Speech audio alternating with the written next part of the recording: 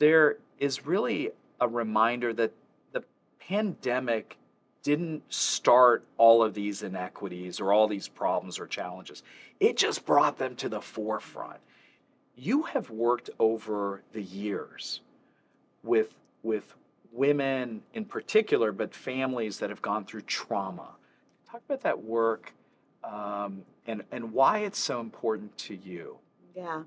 So I've been involved in doing everything I can to end violence against Indigenous women and girls um, since I've had the ability to step into those spaces. And that's because I do identify as an individual who has experienced sexual violence and physical violence. And I never want that to happen Mm. to my relatives. I never want my little nieces to experience the violence that I did. I have sat in circles of Indigenous women across the country where we've had conversations about what they do when their daughters are raped because it's assumed it will happen Mm. versus sitting in a conversation about something that may be rare, which happens in other communities. And in fact, I was a co author on a study that talked to Native women in the city of Seattle, where we found of the more than 140 Native women we talked to, 94% of them had been sexually assaulted or coerced into sex in their lifetime. 94%. 94%. Unacceptable. Unacceptable. The thing was, is when we put out this study, it was on the front page of Seattle Times. Mhm. It was across the nation. People were so shocked, Mm. and I wasn't. I wish I was. I was not shocked at all.